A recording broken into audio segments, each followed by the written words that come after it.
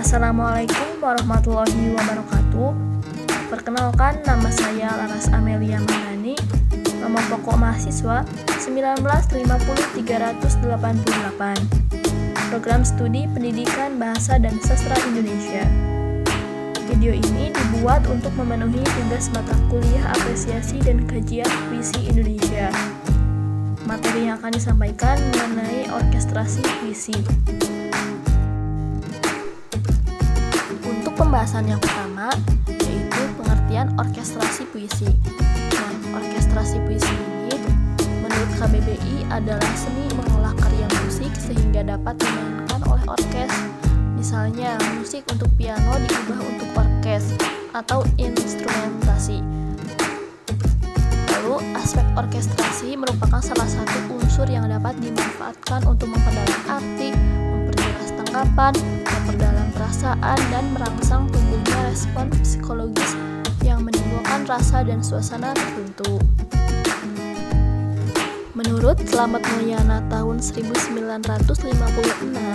potensi demikian oleh para penyair aliran romantis yang timbul sekitar abad ke-18 di Eropa Barat digunakan dalam membangun sebuah puisi, yaitu lebih mengutamakan simbol bunyi daripada makna katanya.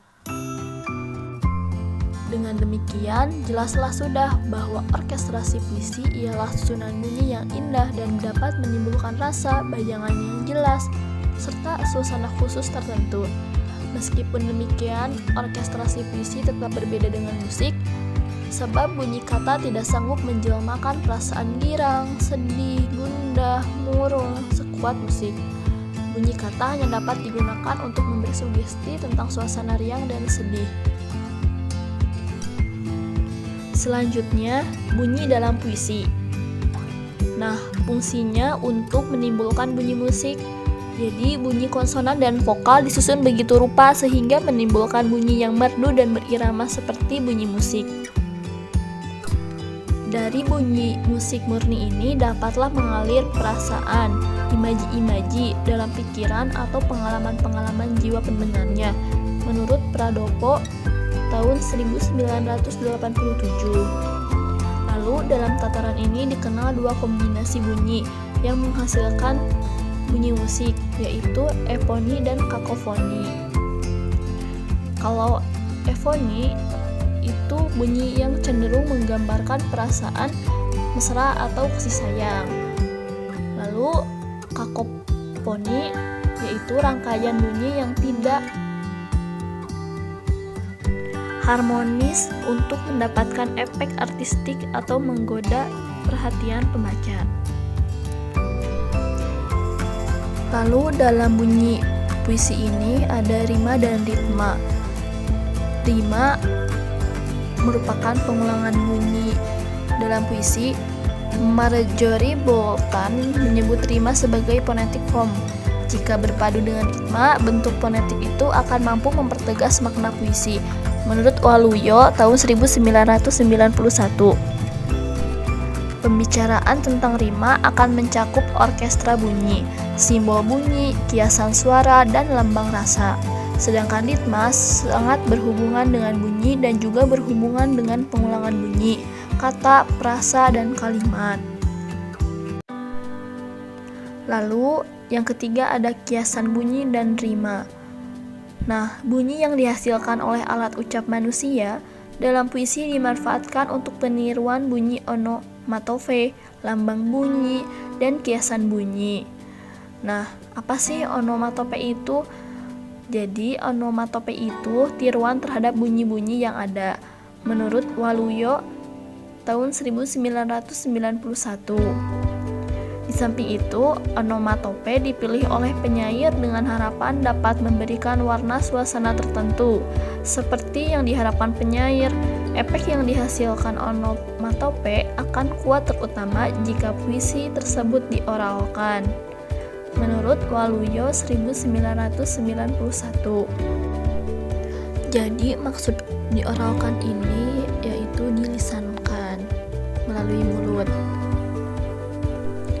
Lalu kiasan lainnya yaitu lambang bunyi. Nah, lambang bunyi ini merupakan bunyi yang dihubungkan dengan suasana hati. menurut Slamet Muljana tahun 1956. Bunyi yang melambangkan sesuatu ini disebut kelang simbolik. Suasana hati yang riang, senang dilukiskan dengan bunyi vokal I, A, I, U, I, bunyi konsonan K, P, T, S, dan F, sedang diftong I, AU, dan IA melambangkan suasana hati yang damai. Lalu ada kiasan bunyi. Nah, kiasan bunyi ini merupakan suasana tertentu yang dikiaskan dengan bunyi-bunyi tertentu atau bunyi-bunyi yang mirip dengan bunyi tiruan onomatope. Jadi jika dalam onomatope dan lambang bunyi di antara bunyi dan acuannya memiliki hubungan yang mengacu secara langsung, bunyi yang memiliki acuan langsung ini akan dikiaskan dengan bunyi lain yang mirip dengan bunyi tersebut untuk menggambarkan acuan yang sama. Lalu ada bentuk rima. Bentuk rima yang sering digunakan oleh penyair dalam membangun puisi ada bermacam-macam. Yang pertama ada aliterasi. Nah, aliterasi ini pengulangan bunyi-bunyi konsonan dari kata-kata yang berurutan.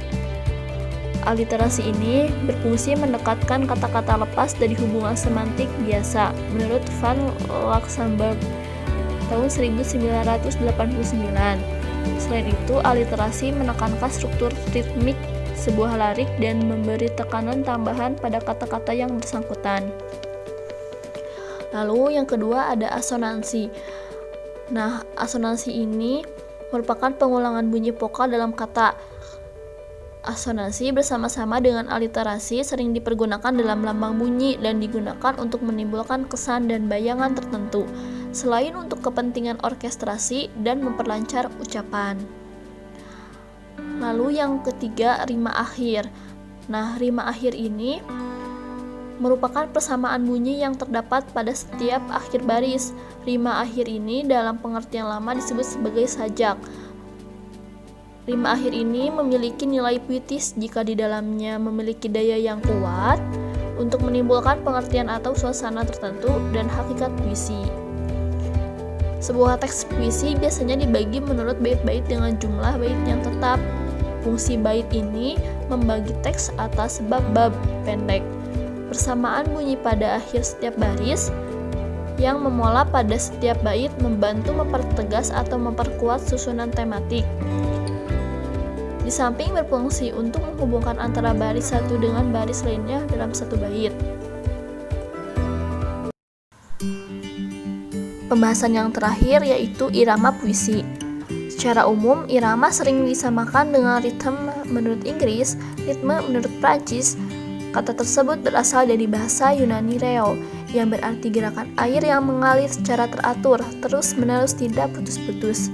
Menurut Pradopo tahun 1987. Lalu dalam Kamus Besar Bahasa Indonesia tahun 1990, irama diartikan sebagai alunan yang terjadi karena perulangan dan pergantian kesatuan bunyi dalam arus panjang pendek bunyi. Kemudian, menurut Pradopo tahun 1990, ada dua macam bentuk irama, yaitu ritme dan metrum. Nah, apa sih ritme dan metrum itu? Jadi, ritme ini pengulangan bunyi baik pada kata, frase, maupun kalimat yang teratur. Bagaikan air yang mengalir terus-menerus, ritme dibentuk dengan cara mempertentangkan atau mengganti bunyi tinggi rendah, panjang pendek, keras lemah. Sedangkan metrum berarti ukuran irama yang ditentukan oleh jumlah dan panjang tekanan suku kata dalam setiap baris. Jadi, kalau ritme lebih ke kata, frase, maupun kalimat, lalu untuk metrum lebih ke suku katanya. Cukup sekian pembahasan mengenai orkestrasi puisi. Mohon maaf apabila ada kesalahan dan kekurangan. Semoga bermanfaat. Wassalamualaikum warahmatullahi wabarakatuh.